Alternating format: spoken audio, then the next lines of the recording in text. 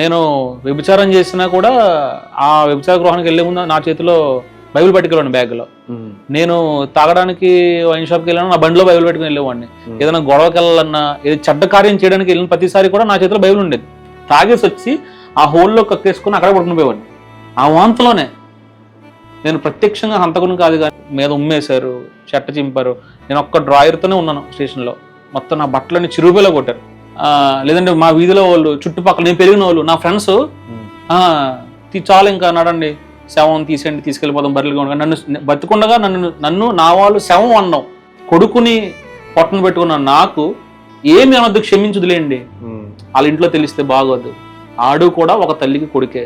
మా ఇంట్లో వాళ్ళు తప్ప మిగతా వాళ్ళు ఎవరిని చూసినా నాకు పాపం చేయాలి, వీళ్ళు బాడీ పార్ట్స్ని చూడడం, అంత కామంతో మత్తులో తెలిసేది కాదు నాకు. నా జీవితంలో తీరని మచ్చలు కొన్ని వేసుకుని మిగిలిపోయాను.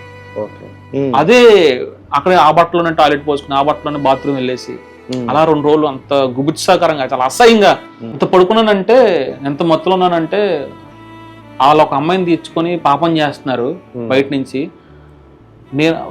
నేను పడుకుని ఉన్న నాతో కూడా ఆ అమ్మాయి పాపం చేసింది, నాకు తెలియలేదు వాళ్ళు చెప్పేంత వరకు. నాలాంటి జీవితం మీరు ఎవరో జీవించకూడదు, వేరే ఎవరో జీవించకూడదు అన్న. ప్రతి మనిషికి ఒక దేవుడు ఒక అవకాశాన్ని ఇస్తారు బ్రదర్. ఆ అవకాశాన్ని కోల్పోయినప్పుడు మనం ఏమీ చేయలేం.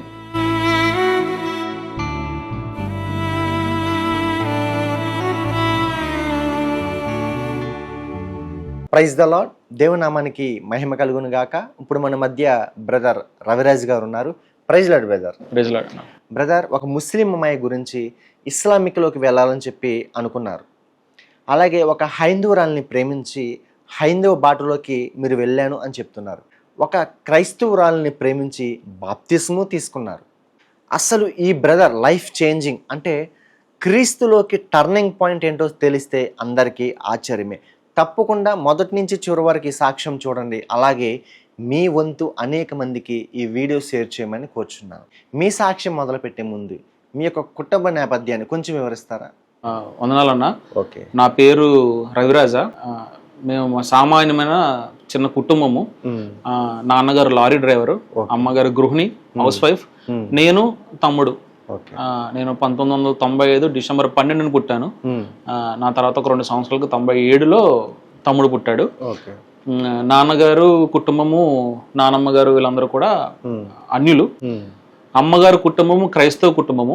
అయితే వాళ్ళు సెవెంత్ డే అడ్వెంటిస్ట్ అనే సంఘంలో విశ్వాసులుగా కొనసాగుతున్నారు. ఆ కుటుంబంలోంచి నాన్నగారు అమ్మగారు వివాహం 1994 కరెక్ట్గా ఈ రోజు మా నాన్నగారు అమ్మగారు పెళ్లి రోజు. నాన్నగారు పెళ్ళైన తర్వాత అమ్మగారు ఇంటికి వచ్చిన తర్వాత అప్పటి నుంచి అలాగా సాధారణ క్రైస్తవ కుటుంబం కాబట్టి ఆ విశ్వాసం అమ్మగారు కొనసాగిస్తూ, మరి దేవుడి కృప బట్టి నానమ్మగారు కూడా రక్షణలోకి రావడం. నానమ్మ గారు ప్రభుని నమ్ముకున్న నానమ్మ గారు లూథరన్ సంఘానికి వెళ్ళడం స్టార్ట్ చేశారు. కానీ దేవుడు మహాకృప బట్టి వాళ్ళు కొద్దిగా రక్షణలోకి రావడం చేశారు. ఒకనొక టైంకి తాతయ్య గారే ఇంట్లో ఉన్న పటాలన్నీ తీసుకెళ్లి ఆ ఫ్రేమ్స్, దేవుడికి సంబంధించిన విగ్రహం సంబంధించిన పూజలు తీసుకెళ్ళి గోదావరిలో పాడేసి నానమ్మ గారి యొక్క ప్రార్థన తాతయ్య గారిని నాన్నగారిని రక్షణలోకి నడిపించింది. అలా కొనసాగింది. ఇది నా బాల్యము. చిన్నప్పటి నుంచి అమ్మగారు భయభక్తులతో పెంచారు. రోజు ఉదయం బైబిల్ చదవడం. అమ్మగారు మమ్మల్ని బాగా క్రమశిక్షణలోనే, బాగా అంటే ఇంకా అంతకు మించి క్రమశిక్షణలోనే కొంచెం మందలించి గద్దించి మమ్మల్ని పెంచారు. స్కూల్ వరకు కూడా అమ్మ మాట ఇంటూనే ఇంటర్మీడియట్ కూడా జాయిన్ అయ్యా. ఇంటర్మీడియట్ కూడా ఫస్ట్ క్లాస్లో పాస్ అవడం జరిగింది. ఆ తర్వాత పై చదువులు అంటే డిగ్రీ చదువులు రాజమండ్రిలోనే ఆర్ట్స్ కాలేజీలో జాయిన్ అయ్యాను. జాయిన్ అయిన తర్వాత అంతవరకు ఏ యవనస్తుడైనా సరే జారిపోయే వయసు. తల్లిదండ్రులకి నాకు అంతా తెలుసు, మీకు ఏమీ తెలియదు అని తల్లిదండ్రులని, అంతవరకు పెంచిన తల్లిదండ్రులని చిన్న చూపు చూడడం, తల్లిదండ్రులను చులకం చేయడం, ఆ వయసు ప్రారంభం ఏదంటే అది యవన దశ. యవన కాలంలోనే దేవుడు కాడి మోయాల్సిన దశలో ఏ యవనస్తుడైనా ముందు దుష్టుడి కాడి మోస్తాడు, సాతానుగాడికి ప్రతినిధిగా పనిచేస్తూ ఉంటాడు. అలాంటి జీవితం నేను ప్రారంభించడానికి ముందు నేను ఆర్ట్స్ కాలేజీలో డిగ్రీ జాయిన్ అయ్యానన్న. సాధారణంగా కొత్త పరిచయాలు అవడానికి 2-3 నెలలు పడుతుంది. ఆ 2-3 నెలలు కూడా సజావుగానే సాగిన తర్వాత నా స్కూల్ ఫ్రెండ్స్ మళ్ళీ నాకు కలవడం, కొత్త పరిచయాలు రావడం, రకరకాల మనస్తత్వాలు. యవన కాలంలో ఎంటర్ అయిన వ్యక్తి, ఆ యవనుడి యొక్క మనసు ఎలా ఉంటుందంటే మేమేమన్నా చేయగలం, మాకు తిరగలేదు, మాకు అన్నీ తెలుసు, మేము ఏం చేసినా చెల్లుతుంది, చలామణి అవుతుంది అనే వయసు యవనకాల దశ. ఆ యవనకాల దశలో మేము ఉన్నప్పుడు స్నేహాలు పెరగడం, సజావుగా సాగిన జీవితాన్ని దుష్టుడు ఒకనొక రోజున మా ఫ్రెండ్స్ ఈ క్రికెట్ బెట్టింగ్ ఆడుతూ ఉండేవారు. క్రికెట్ బెట్టింగ్ ఆడుతున్నప్పుడు ఆ క్రికెట్ బెట్టింగ్ నేను కూడా వాళ్ళతో మ్యాచ్లకు వెళ్ళడం అలా చేయడం జరిగేది. జరుగుతున్న కాలంలో నా స్నేహితుడు ఒకడు నాతో అరే మందు అవుతాను అని అడిగాడు. మందు అవుతాను, నాకు అలవాట్లేదు, మందు తాగే అలవాటు నాకు లేదురా అంటే ఏం లేదురా మామూలే అని. అప్పటికన్నా నా స్నేహితుడు చెడిపోయాడు, లోకంలో చెడిపోయి పూర్తిగా చెడిపోయాడు. తల్లే వాడు చావు కోరుకునే అంత అనవసరంగా పుట్టాడు వీడు అనే అంత స్టేజ్లో వాడు చెడిపోయాడు. ఆ చెడిపోయిన స్నేహితుడు నాకు పరిచయం అయినప్పుడు నేను స్నేహితుడు కదా, తల్లిదండ్రులకు చెడ్డోడు అవ్వచ్చేమో, నాకు చెడ్డోడు కాదు. అలా నేను నమ్మి వాడితో వెళ్ళినప్పుడు జాయిగా ఆడి మందు తాగడం, ఆడి సిగరెట్ కాళ్ళని చూసినప్పుడు ఎరా కలుస్తావా, ఎవరో తాగుతా ఉన్నప్పుడు ఒక రోజు సరే ట్రై చేద్దాం ఏముంది, ఏం కాదు, ఎవరికి తెలియదు కదా, ఎవరో చూడరు, వీడు తెలుసు, వీడు ఎవరికి చెప్పడు నా ఫ్రెండ్ అని చెప్పి నేను జాయిగా ఈ మందు తాగడం అలవాటు చేసుకున్నాను, సిగరెట్ తాగడం అలవాటు చేసుకున్నాను. ఎవరికి తెలిసింది కాదు. ఫస్ట్ రోజు తాగిన రోజు నాలో భయం, ఎవరికైనా తెలిసిపోయిందా లేదా ఈ రాత్రి నాకు ఏమైపోద్దా, ఎవరు తెలియదు కదా, వాసన రాకూడదు, స్మెల్ రాకూడదు అని చెప్పి ఇంటికి వెళ్ళాను. ఇంటికి వెళ్ళిన తర్వాత మా అమ్మ నాన్న కనిపెట్టలేరు, మాకు అన్నీ తెలుసురా, నువ్వేం చేస్తావు, జాగ్రత్తగా వెళ్ళిరా అని చెప్పిన మా అమ్మ నేను కాలేజ్కి వెళ్ళి సిగరెట్ తాగింది, మందు తాగింది కనిపెట్టలేదు. మా అమ్మ అబద్ధం చెప్పింది, నాకు అన్నీ తెలుసు అన్న మా అమ్మకి ఏం తెలియదు, నన్ను కనిపెట్టలేకపోయిందని చెప్పి దాన్ని నేను ఆ మోతాదుని పెంచుతూ పోయాను. తాగుడు, సిగరెట్, ఈ కాలక్రమంలో కాలేజీలో ఉండే యవనకాల్లో ఉండే ఆకర్షణ, దాన్ని నేను ప్రేమ అనుకున్నాను కానీ అది ప్రేమ కాదు. అది తెలిసేసరికి నేను నా జీవితంలో తీరని మచ్చలు కొన్ని వేసుకుని మిగిలిపోయాను. ఎందుకంటే నా యవ్వన కాలంలో తెలిసి తెలియని వయసులో, తెలిసి తెలియక కాదు, తెలుసు కానీ ఎవడు మాకు చెప్పేవాళ్ళు లేడు, ఎవడ మాట వినే స్థితిలో నేను లేను.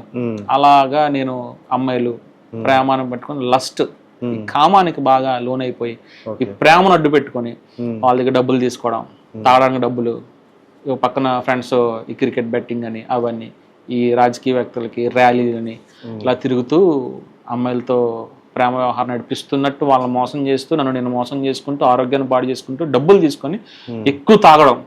ఈ తాగుతున్న క్రమంలో బయట పరిచయాలు, బయట ఫ్రెండ్స్, కాలేజ్ వాళ్ళు కాకుండా ఇంకా బయట వ్యక్తులు పరిచయాలు అవడం, ఇది కాస్త గంజాయిలోకి నన్ను దింపింది.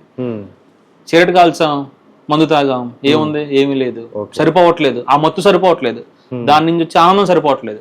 సరే చూద్దాం గంజాయి ఏముంది, సిగరెట్లోనే అది కూడా స్మోక్ వస్తుంది, పొగ వస్తుంది, ఏముందని చెప్పి గంజాయి కాల్చడం, అది బాగుంది. ఆ గంజాయి మొత్తం నాకు బాగా నచ్చింది, అది నా ఒంటికి సరిపోతుంది. సరిపోతున్నప్పుడు నేను దానికి బాగా అలవాటు అయ్యాను. ఎంత అలవాటు అయ్యానంటే నేను సోమవారం కాలేజ్కి అని బట్టలు వేసుకుని బయలుదేరిన వ్యక్తిని నేను మళ్ళీ బుధవారమో గురువారమో ఇంటికి వచ్చేవాడిని. ఈ 2-3 రోజులు నేను ఎక్కడ ఉండేవానో నాకు తెలియదు, నా తల్లిదండ్రులు కూడా అసలు ఉన్నాడా లేడా.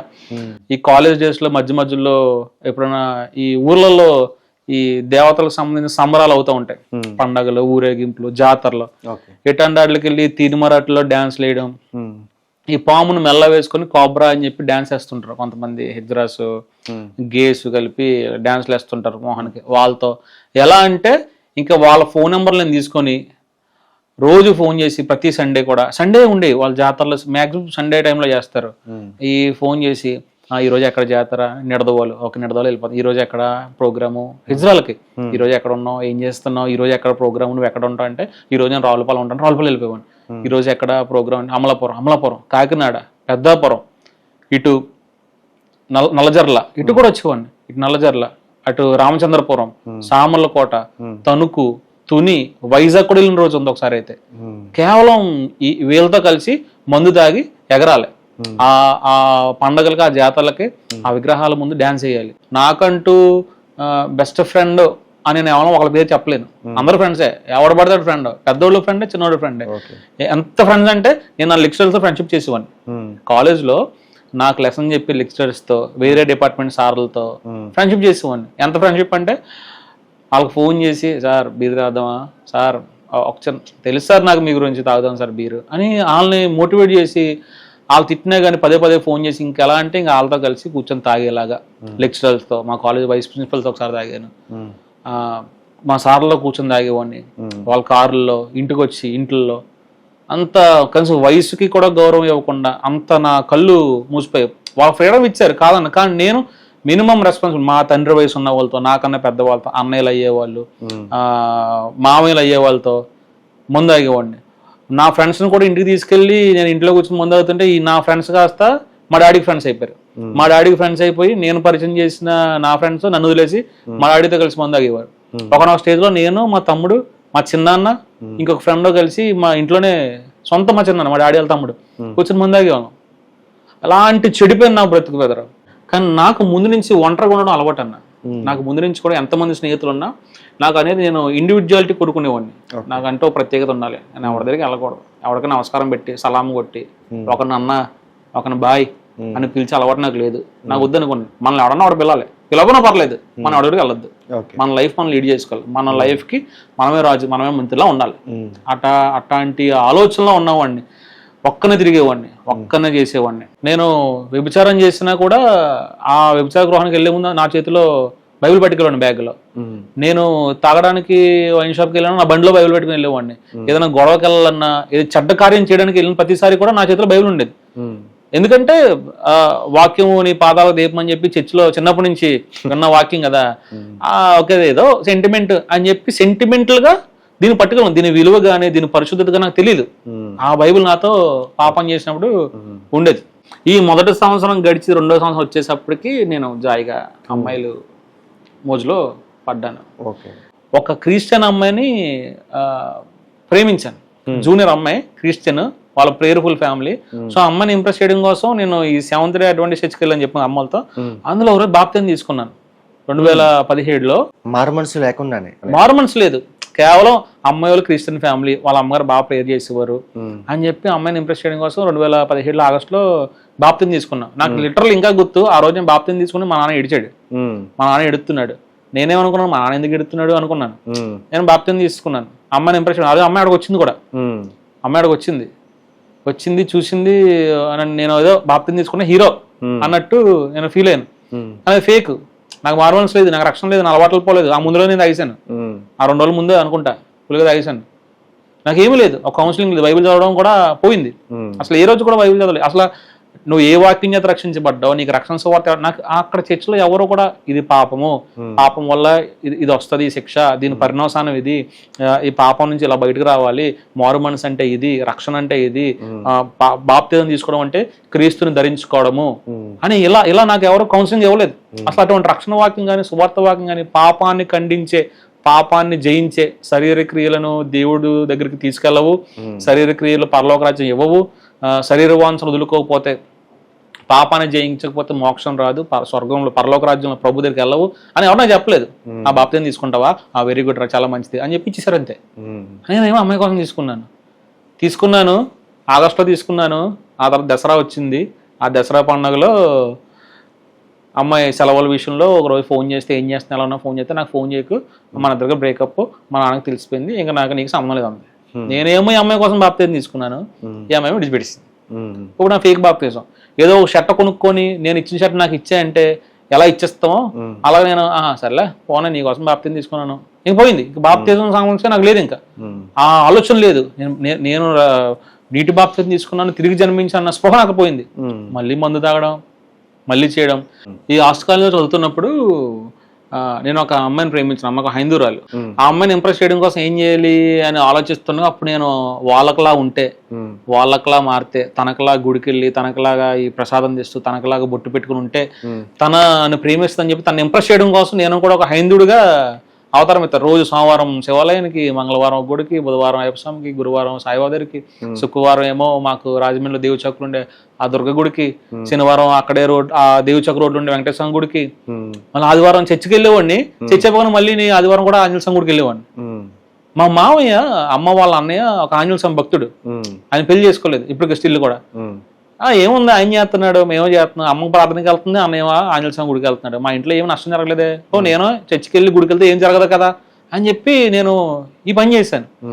అమ్మాయికి లవ్ కోసం, అమ్మాయి ప్రేమ కోసం, ఈ నేను నమ్మిన దేవుణ్ణి నా కుటుంబం నమ్మిన దేవుడిని, చిన్నప్పటి నుంచి ఎదిగిన వాతావరణాన్ని విడిచిపెట్టి ఇటు విగ్రహాలను కూడా నేను చేశాను. నా ఫ్రెండ్స్ కొంతమంది స్వామిమాల వేసుకున్నప్పుడు వాళ్ళకి మా అమ్మగారితో చేయించి కొన్ని ఇడ్లీలు టిఫిన్స్, సాయంత్రం మాటలు వాళ్ళు టిఫిన్స్ తింటారు కదా, ఆ టిఫిన్స్ ఇడ్లీ ఒక 350-400 ఇడ్లీలు అమ్మతో వేయించి నేను తీసుకెళ్ళినప్పుడు వాళ్ళందరూ టిఫిన్ తిన్న తర్వాత నన్ను కూర్చోబెట్టి, అదే దాన్ని పీఠం అంటారు, దాని ముందు నన్ను కూర్చోబెట్టి నా చుట్టూ పాటలు పాడుతూ చప్పట్లు కొడుతూ అన్నం తీసుకొచ్చిన అన్నదాతకి ఇది ఇలా దీవించు, ఇలా జయం కలుగు, ఏదో మొత్తం సంథింగ్ ఒక స్లోగన్ లాగా ఒక పాట నన్ను దీవించినట్టు ఆ స్వాములు చుట్టూ చేశారు. అది నాకు నచ్చింది. ఆ అమ్మాయిని ఇంప్రెస్ చేయడం కోసం ఈ గుళ్ళకి వెళ్ళడంతో పాటు ఒకరోజు స్వామి మాల వేయడానికి కూడా నేను సిద్ధపడిపోయాను. ఒకరోజు స్వామి మాల వేయడానికి కూడా నేను రెడీ అయిపోయి వెళ్ళిపోయి ఆ బట్టలు కొనేసుకొని వేసేసుకున్నాను. కానీ మ్యాటర్ ఏంటంటే ఒకరోజు ఉండదట. ఫ్రెండ్ ఇంట్లో పడుకోవడం, మందు తాగేసి అక్కడే ఉండడం, వాళ్ళ ఇంట్లోనే వాంతులు చేసేసుకోవడం, ఇంత దారుణంగా ఉండే జీవితం. ఎలా అంటే ఇంటికి వచ్చిన తర్వాత కక్కేసుకొని అదే వాంతులో పడుకుని పోయి మళ్ళీ పొద్దున మా అమ్మగారు ఆ లేచే లోపుకి 3-4 గంటలకి బలవంతంగా నేనే మెలకు తెచ్చుకొని లేచిపోయి అన్ని కడిగేసి స్నానం చేసి లోపలికి వెళ్ళి పడుకుని పోయి తలుపులు వేసుకొని.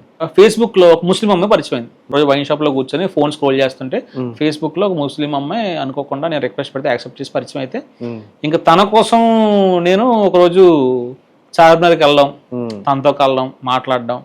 అయితే మాకు ఆ కమ్యూనికేషన్ సరిగ్గా కుదరలేదు.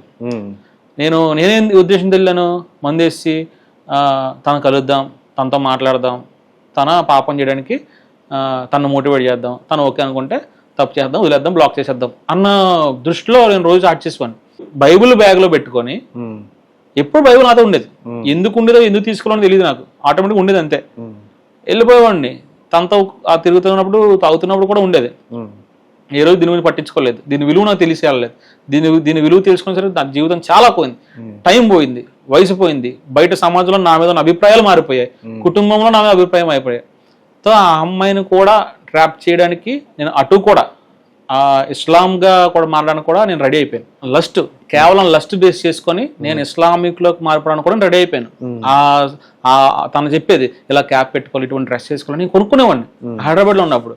అలాగా ఈ లస్ట్ నన్ను ఎంత దూరం తీసుకెళ్ళిందంటే, ఈ మత్తు నన్ను ఎంత దూరం తీసుకెళ్ళిందంటే నన్ను నేను మర్చిపోయేంత వరకు, నన్ను నేను కోల్పోయేలాగా తీసుకెళ్ళాను. కానీ అక్కడ ఎక్కువ కాలం హైదరాబాద్ ఉండలేకపోయాను. ఈ డ్రగ్, ఈ మందుకి అలవాటు పడ్డం, అక్కడ ఉన్న ఇంకా పాష్ లైఫ్కి విచ్చలవిడితనానికి అలవాటు పడిపోయి నేను ఎక్కువ నా జీతాన్ని బాడు చేసుకుంటూ, ఆరోగ్యాన్ని బాడు చేసుకుంటూ ఎక్కువ కాలం నేను ఒక 6 నెలలు చేసి వచ్చేసిన తర్వాత నా పాత జీవితాన్ని రాజమండ్రిలో నేను మళ్ళీ తిరిగి కొనసాగించడం స్టార్ట్ చేశాను. నాకు తెలిసిన ఒక స్నేహితుడు సారా అమ్ముతాడు. ఒకే రోజులో ఒక 20 లీటర్లు తాగాను. అది చాలా కడుపు మండుతుంది. దాన్ని నేను మార్నింగ్ 6 గంటలు స్టార్ట్ చేసి సాయంత్రం 11 అయ్యే వరకు అలా కొంచెం కొంచెం కొంచెం కొంచెం తాగుతూ ఒక బిందులో పోయించుకొని తాగుతూ చికెన్ తెచ్చుకొని దించుకొని ఒక్కడనే ఉంచుకొని పడుకునిపోయాను. ఆ మత్తులో పడుకున్నాను. ఎంత మత్తులో పడుకున్నానంటే నాకు టాయిలెట్ అండ్ బాత్రూమ్ కూడా లాబరేటరీ అవడం కూడా తెలియదు నాకు. అదే అక్కడ ఆ బట్టలోనే టాయిలెట్ పోసుకుని ఆ బట్టలోనే బాత్రూమ్ వెళ్ళేసి అలా 2 రోజులు అంత గుబుత్సాకరంగా చాలా అసహ్యంగా ఉన్న నేను నా మీద నాకు చిరాకు వచ్చింది ఆ రోజు. కానీ మత్తులో ఉన్నాను కదా, బాగుంది, బాగా అనిపించింది. 3 రోజులు మంచి కిక్ ఇచ్చింది, చాలా బాగుంది. అంతలాగా నేను దానికి మత్తుకి అలవాటు పడ్డాను. కాలేజ్కి వెళ్ళేవాడిని, అందరితో మా వాళ్ళు ఉండేవాడిని. కానీ నాకంటూ ఒక సపరేట్ లైఫ్ ఉండేది, ఎవరికీ తెలియదు. వచ్చాడు రా రవి, వచ్చాడు రవిరాజ, నన్ను అందరూ కాలేజ్ డాడీ అని పిలిచేవారు, నిక్ నేమ్ డాడీ అని పిలిచేవారు. వచ్చాడు రా డాడీ గాడు, బాగా వచ్చాడు డాడీ, బాగా వచ్చాడు రా, అంతా బాగుందిరా అనుకునేవారు. సాయంత్రం అంతా ఉండేవాడిని, సాయంత్రం ఇంటికి వెళ్ళేవాడిని. మళ్ళీ నైట్ తిరగడం, చీకటి బాగా అలవాటైంది. ఆలోచనలో, ప్రవర్తనలో చీకటి, లోక సంబంధమైన చీకటి, అలాగే ప్రకృతి సంబంధమైన చీకటి కూడా. ఈ రాత్రులు తిరగడం నాకు బాగా ఇష్టం. చీకట్లో ఎవడో చూడ్డో, చీకట్లోనే ఎట్లాంటివన్నీ జరుగుతూ ఉంటాయి. సో చీకట్లో ఉంటే మనల్ని ఎవడో పట్టించుకోడు, మన ఆటలు సాగుతాయి అన్న ధోరణిలోకి నేను వచ్చేసాను. మా నాన్నగారి జీవితంలో కొనుక్కున్న మొట్టమొదటి బండి హీరో హోండా స్ప్లెండర్ ప్లస్. మా తాతయ్య గారికి చాలా ఇష్టం. ఒక ఇంట్లో ఒక వెహికల్ ఉండాలిరా బాబు. మా నాడి పెద్దవాడు ఇంట్లో, అందరిలో సంతానంలో పెద్దవాళ్ళు, 3 అన్నదమ్ములు, తర్వాత ఒక అమ్మాయి మేనత్త. 3లో డాడీ పెద్దవాడు. ఒక ఇంట్లో బండి ఉంటే బాగున్నావు, వాళ్ళ బండి అడుగుతున్నావు అంటే మా డాడీ బండి కొనుక్కునేసరికి మా తాతయ్య గారు లేరు, చనిపోయారు. తండ్రి కోరిక, తండ్రి మొహం మీద చిరునవ్వు చూడాలనుకున్న టైంకి తాతయ్య గారు లేరు. సో మా డాడీ ఇష్టంగా కొనుక్కున్నారు బండి. ఆ బండి నేను ఏం చేశాను, నేను పెద్దవాడిని సంతానంలో, అమ్మ తరపు నాన్న తరపు కూడా నేనే పెద్దవాడిని. సో నన్ను నమ్మి మా డాడీ నాకు బండి ఇస్తే నేను దాన్ని తీసుకెళ్ళి పాడు చేశాను. ఫస్ట్ బండి యాక్సిడెంట్ చేశాను. యాక్సిడెంట్ చేయగానే నాకు చెవులోంచి బ్లడ్ వచ్చి నేను ఒక 6 hours నేను కోమాలో ఉన్నాను. రాజమండ్రిలో జిఎస్ఎల్ అనే హాస్పిటల్లో పెట్టారు. ఇంటర్నల్ రాసి వచ్చి నాకు అప్పుడే ఈ బైక్ వీలీ చేయడం అనేది నాకు అప్పుడే అలవాటు. బైక్ ఫాస్ట్ గా నడపడం, స్టంట్స్ చేయడం లాంటిది. అంత పెద్ద ప్రొఫెషనల్ గా కాదు, చిన్నగా స్టంట్స్ చేయడం, ర్యాష్ గా నడపడం, ఫాస్ట్ గా నడపడం, ఈ జిగ్జాగ్ కింద జెడ్ షేప్స్ లో బండి నడపడం అనేది నాకు అలవాటైంది. ఎందుకంటే యవ్వన కాలంలో ఉన్నాం, చేతిలో బండి దొరికింది, పైగా మా డాడీది ఎవరిని అడగక్కర్లేదు. కోడి పందాలకు వెళ్ళడం, పేకాట ఆడడం, ఈ గుండాట ఆడడం, తర్వాత బెట్టింగ్ మ్యాచ్లు వేయడం, ఐపీఎల్ బెట్టింగ్ చేయడం, ఎక్కడైనా గొడవలన్నా ర్యాలీస్ అన్నా వెళ్ళడం. ఇవి వింటుంటే చాలా మందికి ఇది తప్పే ఉంది అనుకుంటారు. ఇది ఎందుకు తప్పు ఉందంటే టైంని, జీవితాన్ని, తల్లిదండ్రుల యొక్క గౌరవాన్ని, యవ్వన కాలంలో ఉన్న కుర్రాడు యొక్క ఆరోగ్యాన్ని, సెటిల్ అవ్వాల్సిన ఆ గోల్ని చెడగొడతాయి. తాగుడు కామన్ కదా, సిగరెట్ కామన్ కదా, లవ్ కామన్ కదా, ఒక రాజకీయవేత్త వెనకాల ర్యాలీకి వెళ్తే ఏముంది, ఒక రోజుకి ప్యాకెట్ ఆడితే ఏముంది అనుకుంటారు. ఏముంది అని అనుకుంటూనే చాలా ఉన్న జీవితాన్ని పోగొట్టేసుకుంటారు. ఏముందన్నా నేనే వెళ్తాను, ఏమైంది, ఏముందా? ఈ విషయాలు తల్లిదండ్రులు తెలిస్తే ఇందుకోసం కాదు కదా నేను కన్నదే, ఇందుకోసం కాదు కదా నిన్ను చదివించడానికి, ఇందుకోసం కాదు కదా నిన్ను నేను కాలేజీ పంపించింది, రెక్కల ముక్కలు చేసుకొని కడుపు కట్టుకొని తిండి మాని నీ ఇష్టాల కోసం, నీ కంఫర్ట్ కోసం మా కంఫర్ట్ని చంపుకొని ఇచ్చింది, ఇందుకోసం కాదు కదా అని బాధపడతారు. ఆ బాధ తెలియని అని నేను. తల్లిదండ్రులు నా కోసం ఏది సాక్రిఫైస్ చేశారో తెలియని మత్తులో, తెలియని తల్లిదండ్రుల యొక్క ప్రేమను తెలుసుకోలేని మూర్ఖుడిగా ప్రవర్తించిన రోజులు అవి. 2015 ఆగస్టులో కాలేజీ ఉండగానే ఇండిపెండెన్స్ డే అయిపోయిన తర్వాత రోజు 16వ తారీఖున నేను రాజనగరం వెళ్ళాను. అక్కడ నాకు సూర్య అనే ఒక అబ్బాయి పరిచయం అయ్యాడు. అబ్బాయి నాకు దేవుడి కోసం చెప్పాడు. అన్న లిఫ్ట్ ఇచ్చాను నేను. లిఫ్ట్ ఇస్తే నాకు దేవుడి కోసం చెప్పాడు. అన్న దేవుడు ప్రేమిస్తాడన్నా, దేవుడు ఏదన్నా అదన్నా, నువ్వు క్రిస్టియన్ కదన్నా, అలాగన్నా ఇలానా అని చెప్తుంటే వాడిని నేను రోడ్డు మీద ఆపి కొట్టాను. లిటరలీ కొట్టాను. 2 దవడమే కొట్టాను. కొట్టి నాకు తెలుసురా నేను ఎవరు అనుకుంటున్నావు, మా ఫ్యామిలీ బ్యాక్గ్రౌండ్ ఇది, నేను క్రిస్టియన్స్ చిన్నప్పటి నుంచి, మా అమ్మ చిన్నప్పటి నుంచి కూడా క్రిస్టియన్స్, నానమ్మ లోదరానికి వెళ్తా, అమ్మ సాయంత్రం చర్చికి వెళ్తుంది. అప్పుడు మీరు చర్చికి వెళ్తున్నారండి? నేను కాలేజ్ టైంలో కూడా ఏదో చర్చి మానలేదు. నేను లిటరల్ చెప్పడం మర్చిపోయాను. నేను ఈ మ్యూజిక్ లో కూడా నేను మ్యూజిక్ ప్లే చేస్తుండేవాడిని. ఈ ప్యాడ్స్ అని లైట్ గా తబలా టచ్ ఉంది, ఈ మ్యూజిక్ కాంగోస్ బ్యాంగ్ రిథమ్స్ ప్లే చేస్తూ ఉండేవాడిని. అంటే చర్చు లోకమే, చర్చే దేవుడే, నా ఎంజాయ్మెంట్ నాదే. నేను చర్చికి వెళ్ళేవాడిని, పాటలు పాడేవాడిని, ప్రార్థన చేసేవాడిని, అటు సముద్రకి వెళ్ళేవాడిని, ఇటు సండే టైంలో సండే చర్చి కూడా వెళ్ళేవాడిని. మా అమ్మ చిన్నప్పటి నుంచి చేసిన మంచి పని ఏంటంటే మమ్మల్ని దేవుడి మందిరానికి ఎరువు దూరం చేయలేదు, దేవుడి మందిరానికి దూరం చేయలేదు. ఇటు అల్లరి చేస్తామని చెప్పి ఆదివారం అంటే ఇంట్లో ఉంటే అల్లరి చేస్తామని చెప్పి దగ్గరలో ఉన్న చర్చికి పంపిస్తూ ఉండేది. చిన్నప్పుడు సిబిసి క్లాసులని, చిల్డ్రన్ క్యాంపులని, సండే స్కూల్ అని అన్నిట్లో యాక్టివిటీగా ఉండాం. ఏ రోజు బైబిల్ మమ్మల్ని విడిచిపెట్టలేదు, మేము బైబిల్ విడిచిపెట్టలేదు. కానీ దీనితో పాటు లోకంలో కూడా ఉండేవాళ్ళం. లోకంలో బతుకుతూ, లోకంలో జీవిస్తూ ఉన్నాం. నేను ఎంత స్టేజ్ కంటే ఒక టైంలో ఒక ఇంజెక్షన్స్ కూడా తీసుకున్నాను. ఒక 2 times తీసుకున్నాను, ఎక్కువ కాదు, 2 times ఇంజెక్షన్ తీసుకున్నాను. అది నాకు ఆ డోపమిన్, ఆ మత్తు నాకు ఎంత ఇచ్చిందంటే నేను ఒక 3 days మనుషుల్లో లేను. అక్కడే బీజాపూర్ టౌన్షిప్ అని ఒక టౌన్షిప్ ఉంటుంది, అందులో రూమ్లో పడుకుని పని. ఎంత పడుకున్నానంటే, ఎంత మత్తులో ఉన్నానంటే వాళ్ళు ఒక అమ్మాయిని తెచ్చుకొని పాపం చేస్తున్నారు బయట నుంచి. నేను పడుకుని ఉన్న నాతో కూడా ఆ అమ్మాయి పాపం చేసింది, నాకు తెలియలేదు. వాళ్ళు చెప్పేంత వరకు అరే బాగా చేసింది. అలా ఈ వీడియోలు తీసి నన్ను కొన్ని రోజులు డబ్బుల కోసం బెదిరించారు.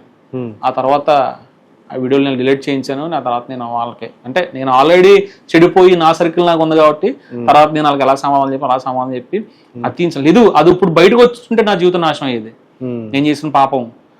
అలాగా అంత డ్రగ్ స్టేజ్లో కూడా వెళ్ళిపోయాను. అలాగే డిగ్రీ 4 సంవత్సరాలు కూడా ఆ ప్రేమ విషయం అని చెప్పి ఇటు అమ్మాయిలు, ఇటు బయటికి మా సైడ్ హైవే మీద ఈ లైట్స్ వేస్తుంటారు కదా వ్యభిచారం చేయడానికి, వాళ్ళ దగ్గర కూడా వెళ్ళిన రోజులు ఉన్నాయి. నాకు ఎవరిని చూసినా నాకు అదే అనిపించింది. మా ఇంట్లో వాళ్ళు తప్ప మిగతా వాళ్ళు ఎవరిని చూసినా నాకు పాపం చేయాలి, వీళ్ళ బాడీ పార్ట్స్ని చూడడం, అంత కామంతో మత్తులో తెలిసేది కాదు నాకు. అయితే డిగ్రీలో ఉండగానే 2016లో నా జీవితంలో ఒక ఇన్సిడెంట్ జరిగింది.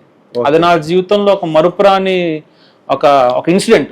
దేవుడిచ్చిన ఒక ఒక చివరి అవకాశం అనుకుంటా.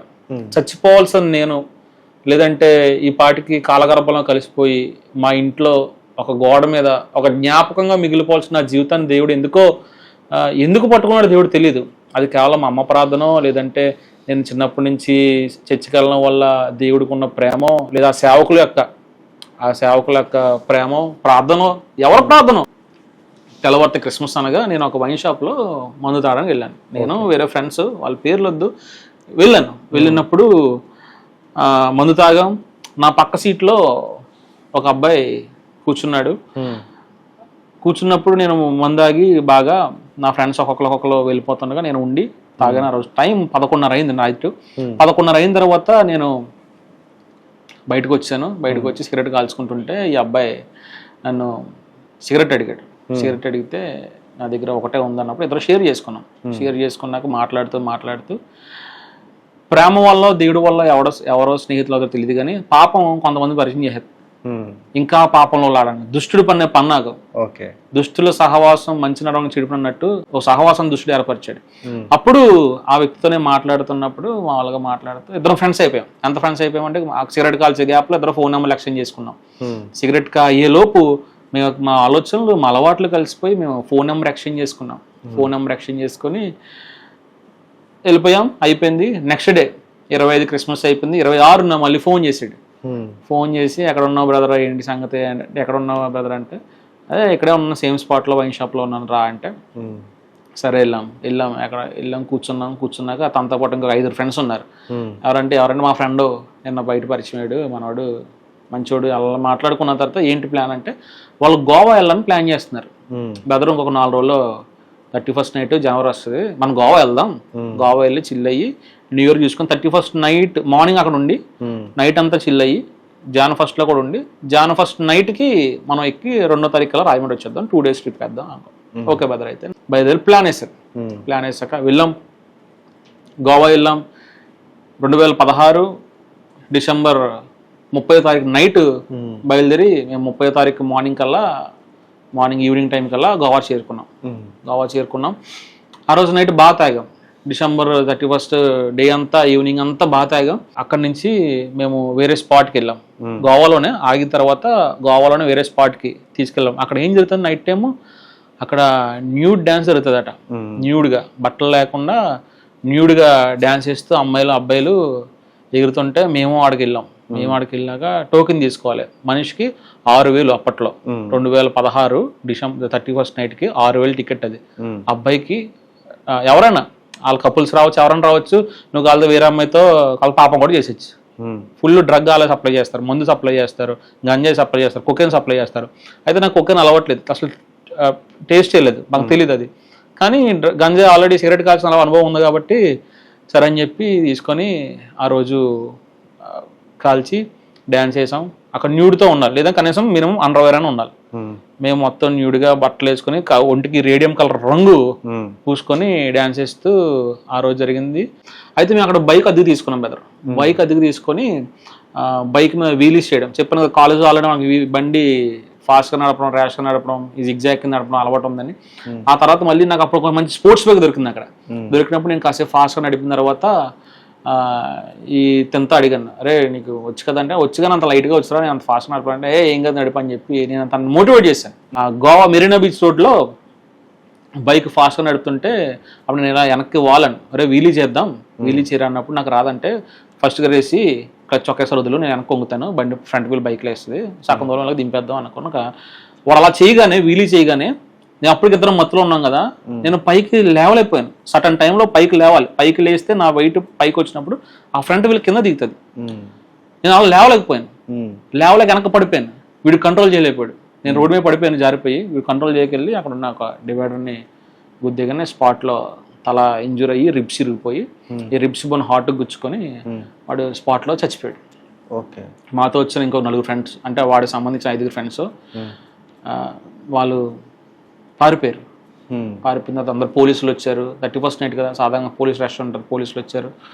ఏంటి ఈ విషయం తను తప్పగానే ఇలా అయింది సార్, మేము ఎక్కడ రాజమండ్రి నుంచి వచ్చాము, అది ఇక్కడ కాదు ఇలా అని చెప్పి మొత్తానికి ఏదో కమ్యూనికేషన్ కంగారులో హిందీ ఇంగ్లీష్ ఏదో మిక్స్ చేసి మొత్తం కమ్యూనికేట్ చేసాం. ఆ కమ్యూనికేట్ చేసినప్పుడు వాడు ఫోన్ తీసుకున్నాం. వాళ్ళ ఇంట్లో ఆ లాక్ నాకు తెలుసు. ఫోన్ చేసి వాళ్ళ మదర్కి చేస్తే లిఫ్ట్ చేయలేదు. 2 times చేశాను, లిఫ్ట్ చేయలేదు. సో భయంగానే వాళ్ళ డాడీకి మాత్రం ఫోన్ చేశాను. ఎందుకంటే మెన్ అనేసరికి కొంచెం అగ్రెసివ్గా ఉంటారు, కొంచెం కోపంగా తండ్రి అనేసరికి నువ్వెవడవరా అని. నేను ఆ స్కూల్ ఫ్రెండ్ కాదు, ఏ ఫ్రెండ్నే కాదు, నాకు ఆడికి సంబంధం లేదు. వాడి ఫ్రెండ్ నా ఫ్రెండ్ తెలియదు. కేవలం ఒక బ్రాండీ షాప్ లో, కేవలం ఒక వైన్ షాప్ లో ఒక మత్తు వల్ల పరిచయమైనడు. అంటే నాకు పరిచయం కాదు, నేను తనకు పరిచయం కూడా మత్తు వల్లే. ఇరువురు ఒకరికొకరు ఒక మత్తు వల్లే పరిచయం అయ్యాం. ఆ మత్తు పరిచయము అందుదాకా తీసుకొద్దా నేను ఎప్పుడు కల్లో అనుకోలేదు. అదొక నాకు ఒక బ్లాక్ డే. నాకు ఇప్పటికీ భయం వేస్తుంటది డిసెంబర్ నైట్ వచ్చేసరికి. అందుకే ఇప్పుడు మారు మనసు పొందిన తర్వాత చర్చి దాటి అసలు ఇంకెక్కడికి వెళ్ళబోదేది నాకు. కొన్నిసార్లు ఒక 2-3 years అయితే నేను చర్చిలోనే పడుకునిపోయాను. అలా జరిగింది. ఆ రోజు రాత్రి వాళ్ళ డాడీ ఫోన్ లిఫ్ట్ చేశారు. లిఫ్ట్ చేసి ఇలా విషయం పోలీసులు చెప్పారు. పోలీసులు కన్వే చేయగానే అక్కడ కేసు బుక్ అయితే వాళ్ళ నాన్నగారులకు ఉన్న కొంచెం ఇన్ఫ్లుయెన్స్ వల్ల అక్కడ పోలీసు వాళ్ళతో మాట్లాడి ఫార్మాలిటీస్ అనేవి చూసుకొని వాళ్ళ మదరు, వాళ్ళ రిలేటివ్స్ వాళ్ళందరూ వచ్చారు. వచ్చి వాళ్ళ మమ్మీ ఏడుస్తూ వచ్చి కొట్టారు. కొడితే వాళ్ళ డాడీ, అబ్బాయి వాళ్ళ తండ్రి, వాళ్ళ పెద్దనాన్నగారు, వాళ్ళ మామయ్య, ఇంకొక కొంతమంది రిలేటివ్స్ వచ్చి నన్ను బాగా కొట్టారు స్టేషన్లో. నీ వల్ల ఇలా జరిగిందిరా, నీ వల్ల ఇలా జరిగింది, అసలు ఎవడరా నువ్వు, నన్ను అంటే మతంతో కులంతో కూడా నన్ను వాళ్ళు కొంచెం అన్నారు. వాళ్ళు అసలు ఎవడరా నువ్వు, నీ ఇల్లు ఏంట్రా, ఏ మతం రా నీది, ఏ కులం రా, అసలు ఎక్కడ రా నువ్వు, నీకు సంబంధం ఏంట్రా, నా కొడుకుతో ఫ్రెండ్, ఎప్పటి నుంచి ఫ్రెండ్ అవరా, ఎవరి ద్వారా పరిచయం నీకు, నువ్వే ఇన్ని ఇలా పాడు చేసి ఉంటావు, నువ్వే ఇన్ని ఈరోజు మాకు కాకుండా చేస్తావు, ఒక్కగానొక్క కొడుకు, ఎన్నో పూజలు పునస్కారాలు చేస్తే, ఎన్నో వ్రతాలు చేస్తే, ఎన్నో దేవుళ్ళని మొక్కితే మాకు పుట్టాడు వీడు అని చెప్పారు. అంటే వాడు ఒకడే కొడుకు. ఆ తర్వాత వాడు ఉండగానే ఒక అమ్మాయిని ఆర్ఫన్ వాళ్ళు దత్త తీసుకున్నారు. కానీ ఓనుగా పుట్టినాడు మాత్రం వాడు ఒక్కడే. పుట్టితే వాడిని నువ్వే తీసుకెళ్ళి చంపేశావు. నేను చంపలేదు, నేను కత్తితో పొడలేదు, నేను చేయలేదు. అది నాలో గిల్ట్ చాలా ఉంటుంది ఇప్పటికి కూడా. నేను అందుకే నాకు కూడా బైక్ కూడా ఎవరైనా ఇచ్చి నాకు ఎవరికి ఇచ్చి నేను వెనకాల కూర్చొని నడిపించుకోవాలంటే నాకు భయం. ఏమైనా అయితే ఆ గిల్ట్ నన్ను వెంటాడుతుంది, ఇప్పటికీ నాలో ఉంటుంది. అందుకే నేను, ఎందుకంటే అంతకు ముందు కూడా చాలా బైక్ యాక్సిడెంట్స్ నాకు అయ్యాయి. దరిదాపు 9 యాక్సిడెంట్స్ వరకు అయ్యాయి. నాన్నగారులను కానీ, ఇంట్లో అమ్మను కానీ, లేదా నేను కూడా చాలా నష్టం చేసుకున్నాను. ఎందుకు నన్ను ఆత్మీయంగా పెంచిన మా పాస్టర్ గారు ఒక బండి కూడా అలానే ఒక ఫాస్ట్ డ్రైవ్ చేసి అనుకోకుండా జరిగిన ప్రమాదం, ఆయన బండి పోయింది. అలా కొంత నష్టాలు నా వల్ల జరిగాయి. సో అది నాకు వద్దని చెప్పి ఇప్పుడు అనుకుంటాను. అయితే ఆ రోజు నైట్ స్టేషన్లో అలా కొట్టిన తర్వాత ఒక 1/2 hour గ్యాప్ ఇచ్చారు, పోలీసులు అందరూ వచ్చి ఆపారు. ఈ మ్యాటర్ అంతా మీ తల్లిదండ్రులకి తెలిసిందండి? బహుశా ఈ విషయం ఆ రోజు స్టేషన్లో ఉన్న నాకు, వాళ్ళ తల్లిదండ్రులకి, అప్పుడు ఉన్న పోలీసు వాళ్ళకి తప్ప ఇది ఎవరికి తెలియదు. ఎందుకు తెలియదు అంటే సమాజంలో అప్పటి వరకు నేను తిరిగిన, అంటే భయం లేకుండా ఒక రౌడీ అవ్వాలని, కొంతమంది నాకు సలాం కొట్టాలని, కొంతమంది నాకు భయపడాలని, లేదా కొంతమంది నాకు గౌరవం ఇవ్వాలని అనుకున్న నేను ఇలాంటి విషయం తెలిస్తే అది పోతుందని ఒక పిరికితనం వచ్చి నేను బయటకు చెప్పలేదు. బహుశా ఈ సాక్ష్యం ఉన్నాక నా తల్లిదండ్రులు నా మీద ఆలోచన ఎలా ఉంటుందో తెలియదు. కానీ దేవుడు మాత్రం నాకు ఆ రోజు ఇచ్చిన అవకాశం, దేవుడు కొంత యేసుప్రభు రక్తము, యేసుప్రభు యొక్క మరణ త్యాగము కొంతమంది రక్షణలోకి ఎలా నడిపించిందో, బహుశా ఆ స్నేహితుడు కానీ ఒక స్నేహితుడు చనిపోవడం నన్ను రక్షణలోకి నడిపించింది అని నేను నమ్ముతాను. కానీ దేవుడు ఆ వ్యక్తిని నా జీవితంలోకి తీసుకొచ్చి మరణ భయాన్ని, ఒక తల్లి ప్రేమను, దేవుడు నాకు చూపించడానికి చేసిన ఒక ప్రయత్నం అది. ఆ ప్రయత్నం దేవుడు నా జీవితంలో సఫలీకృతం చేశాడు. అయితే ఆ రోజు నైట్ చనిపోయిన తర్వాత అలా పోలీస్ స్టేషన్లో గొడవలు అవుతున్నాయి, అలా బాగా కొట్టారు. నేను మర్చిపోలేను ఆ దెబ్బలు. చాలా బాగా, రక్తం రాలేదు కానీ చాలా బాగా కొట్టి, కింద తన్ని, మొహం మీద తన్ని, నన్ను పొట్టలో తన్ని, రిబ్స్ మీద తన్ని, నన్ను షూ కాల్తో కిందేసి తొక్కి, నన్ను తిట్టి, నా దేవుణ్ణి తిట్టి, తర్వాత నా తల్లిదండ్రులను తిట్టి, మా అమ్మగారిని అయితే చాలా దారుణంగా, ఎలా కన్నది మీ అమ్మ, ఎవరితో కన్నది అన్నట్టు మాట్లాడి చాలా దారుణంగా తిట్టారు. తిట్టిన తర్వాత మా నాన్నగారిని కూడా, అసలు చేతకానోడు మీ తండ్రి, ఎట్లా పెంచుతాడా, ఇలాగా ఇప్పుడు మా కొడుకుని వాడేస్తాడు అని పెంచిన తర్వాత పోలీసులు అందరిని బయట తీసుకెళ్లారు. ఫార్మాలిటీస్ జరుగుతున్నాయి. నేను కూర్చున్నాను, అప్పటికి నా చేతిలో బైబిల్ ఉండేది. నాకున్న అలవాటు మా అమ్మగారు భయం వల్ల లేదంటే సేవకులు అనేక వాక్యాలు సముద్రయుగంలో కానీ అటు సండే పరంగా కానీ విన్న వాక్యాలు ఏంటంటే ఎప్పుడు బైబిల్ మీద ఉండాలి. నా వాక్యం నీ పాదాలకు దీపం అనే వాక్యం చెప్తుంది కాబట్టి ఓకే దేవుడు వాక్యం మన దగ్గర ఉంటే మనకి ఏం కాదు. ఎక్కడికి వెళ్ళినా నీతో బైబిల్ ఉండేది కానీ ఆ వాక్యం మీలో ఉండేది కాదు. చేతిలో బైబిల్ ఉండేది కానీ జీవితంలో బైబిల్ లేదు. చేతిలో బైబిల్ ఉంది కానీ జీవితంలో దేవుడు వాక్యం లేదు. దేవుడిని నమ్ముకుంటానని చెప్పి నోటితో చెప్పాను కానీ ఆ నోటితో చెప్పిన మాట జీవితంలో అవలంబించలేకపోయాను, పాటించలేకపోయాను, క్రీస్తుని చూపించలేకపోయాను. అసలు లేడు నా జీవితంలో యేసు ప్రభువే లేడు. బైబిల్ మాత్రం ఉంది ఒక పుస్తకంలా, కేవలం ఇది పరిశుద్ధ గ్రంథం అన్న పేరుకి ఒక గ్రంథంలానే చూసాను తప్ప దానిలో ఉన్న పరిశుద్ధతను మాత్రం నేను అంటించుకోలేకపోయాను, నాకు ఆపాదించుకోలేకపోయాను. అయితే ఆ రోజు ఇలా జరిగిన తర్వాత వాళ్ళ అమ్మగారు వచ్చి బాగా ఏడుస్తున్నారు బయట కూర్చొని. ఒక గోడ మాత్రం అడ్డు, గోడ లోపల స్టేషన్ లోపల నేను, ఈ గోడ యువతల వాళ్ళ అమ్మగారు స్టేషన్ బయట కుర్చీలో కూర్చొని ఏడుస్తున్నారు. ఏడుస్తున్నప్పుడు నాకు తీసుకెళ్ళిన లగేజ్ బ్యాగ్లో బైబిల్ ఉంది. ఆ లగేజ్ బ్యాగ్ని తీసుకుని నన్ను కొట్టారు కదా, ఆ చెప్పులన్నీ దగ్గర పెట్టుకుని షర్ట్ చింపారు. పోలీసు వాళ్ళు వచ్చారే ఇంకో షర్ట్ వేసుకో అంటే బ్యాగ్లో ఉన్న షర్ట్ తీసి ఇంకో షర్ట్ వేసుకుంటున్నప్పుడు నాకు బ్యాగ్లో ఉన్న బైబిల్ గుర్తొచ్చింది. ఆ బైబిల్ గుర్తొచ్చి బైబిల్ నేను తీసి ఆ బ్యాగ్తో పాటే బైబిల్ని ఇలా హోల్డ్ చేసుకొని గట్టి కౌగిలించుకొని, ఎస్యా నువ్వు ఏమైనా చేయగలవు కదా, ఆఖరికి నేను చంపిన వెళ్తున్నప్పుడు కూడా సిలువలో ఉన్నప్పుడు కూడా నువ్వు ఇలా ఏం చేస్తున్నా తెలీదు, క్షమించని చెప్పావు, నన్ను ఒక్కసారి క్షమించు, నేను చేసిన ఈ తప్పును క్షమించి దయచేసి ఈ విషయం నా తల్లిదండ్రులకు చేరనివ్వకు, నన్ను ఇందులోంచి బయటకు రప్పించు, నేను ఇంకా నీతోనే ఉంటాను, ఈ విషయం నా తల్లిదండ్రులకు తెలిస్తే వాళ్ళు చనిపోతారు, ఏదో ఒకటి. నా తండ్రి అయితే మా తండ్రికి మా డాడీకి నేనంటే చాలా ఇష్టం, నేనన్నా తమ్ముడన్నా తల్లిదండ్రులకి పిల్లలు అంటే ఇష్టమే, కానీ నేను కొంచెం స్పెషల్గానే ఎందుకో భావిస్తాను. డాడీ బాగా ఉండేవారు మాతో ఫ్రెండ్లీగానే. వద్దు ప్రభువా నన్ను తప్పించి ఇందులోంచి దయచేసి ఏదో ఒకటి వాళ్ళు అర్థం చేసుకునేలాగా ఈ కేసు నా తల్లిదండ్రులకు రానివ్వకు. ఎందుకంటే నా కేసు అయిందంటే నేను దరిదాపు ఒక 6 నెలలు సంవత్సరం పాటు జైల్లో ఉండాలి. పైగా అప్పటికి మనకి ఓటేసే అర్హత లేదు. అప్పటికి మైనారిటీ, ఇది పిల్లల జైల్లో పడేస్తా తీసుకెళ్ళి.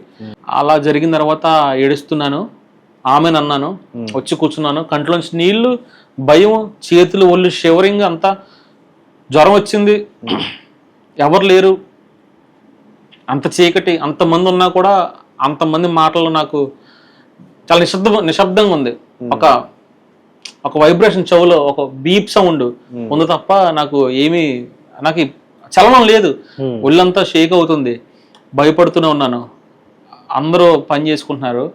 ఆ ఆంటీ ఆ అమ్మగారు లోపలికి వచ్చారు, వచ్చి భుజం మీద చెయ్యేసి నా పక్కన కూర్చున్నారు, నన్ను పట్టుకున్నారు, చాలా దారుణంగా ఏడిచారు. నాకు ఏడుపు వచ్చింది. ఆ ఏడుపు చూసి ఆవిడ ఏడుస్తూ, నువ్వు ఒక అమ్మకి కొడుకువే, నీ జీవితాన్ని పాడు చేసుకోకు, నాకు నా కొడుకు అంటే చాలా ఇష్టం, ఎందుకు వెళ్ళారో ఏం జరిగిందో నాకు తెలీదు, కానీ ఇంకెవ్వరిని ఇలా చెయ్యకు అన్నారు. నేను ఆవిడతో ఇలా చెప్తున్నాను, అమ్మ నేను చంపలేదమ్మా, నువ్వు చంపలేదు కానీ ఇలా చేయకు అంటున్నారు. నేను ఏం చేశాను?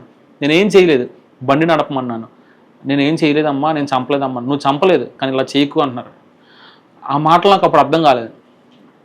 వాళ్ళ నాన్నగారిని పిలిచారు, ఆ హస్బెండ్ని, ఏమండి ఇలా రండి అని పిలిచారు. వాళ్ళ రిలేటివ్స్ అందరు లోపలికి వచ్చారు.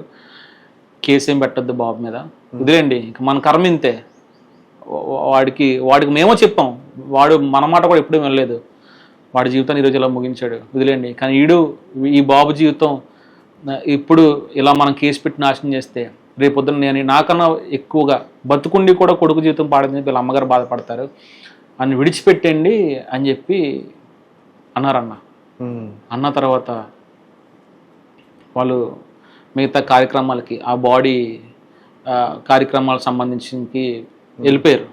కేసు వాపస్ తీసేసుకొని, సరే అండి కేసు వాపస్ తీసుకుంటున్నాము అని చెప్పి వెళ్తూ కూడా ఇంకొకసారి మళ్ళీ నన్ను గట్టి కొట్టి వాళ్ళందరూ చేయి చేసుకున్న మీద, దవడ మీద పొట్టలో గుద్ది, కాలుతో తన్ని, నా దేవుణ్ణి తిట్టి వెళ్ళిపోయారు. వెళ్ళిపోయిన తర్వాత ఆవిడ వెళ్తూ ఒక విధమైన ఏడుస్తూ నా చంప మీద ఇలా తట్టి జాగ్రత్తగా ఉంటారని చెప్పిన ఆ స్పర్శ నాకు ఇప్పటికే గుర్తుంది. అది ఎవరికి తెలియదు. ప్రతి మనిషికి రహస్య జీవితాలు ఉంటాయన్న, కానీ ఇది నాకు తెలిసిన ఒక రహస్య జీవితం. ఒక వ్యక్తి ప్రాణాలు కోల్పోవడానికి, ఒక తల్లి తన కొడుకును కోల్పోవడానికి, ఒక తండ్రి తన కొడుకును కోల్పోవడానికి, ఒక కుటుంబంలో వారసును కోల్పోవడానికి కారణమైన దుర్మార్గుణ్ణి. నాకు తెలిసి చేయలేదు, నాకు కావాలని చేయలేదు, అది జరిగిన పొరపాటు. కానీ దేవుడు ఆ రోజు క్షమిస్తే ఆ ప్రేమ ఎలా ఉంటుందో దేవుడు నాకు చూపించాడు. స్టేషన్లో వచ్చాను, దేవుడితో తీర్మానం తీసుకున్నాను. అప్పటికే నాకు స్టేషన్లో ఫార్మాలిటీస్ అనేవి చేశారు. వాళ్ళు బాగా వార్నింగ్ ఇచ్చారు, కౌన్సిలింగ్ ఇచ్చారు. ఒకటే బతిమాలుకున్నాను, ఆంటీ చెప్పండి పోలీసు వాళ్ళకి మా ఇంటికి విషయం చెప్పొద్దని. విషయం తెలిసిందంటే ఇంట్లో వాళ్ళ డాడీ మమ్మీ తట్టుకోలేరు. ఇప్పుడు నీ కొడుకు నా వాళ్ళు చనిపోయారు, కానీ వాళ్ళే ఏదో ఒకటి చేసుకుంటారు, నేను అనాథన అయిపోతానంటే అని చెప్పినప్పుడు, ఏమండి ఈ విషయాన్ని ఎక్కడితో వదిలేయండి అని చెప్పి చాలా జాలిగా ఆవిడ చెప్పింది, నామే ప్రేమతో. అంటే ఆ కొడుకు చనిపోయినప్పటికీ కూడా సొంత తల్లే మిమ్మల్ని క్షమించింది. అవునన్న, ప్రభు ప్రేమ.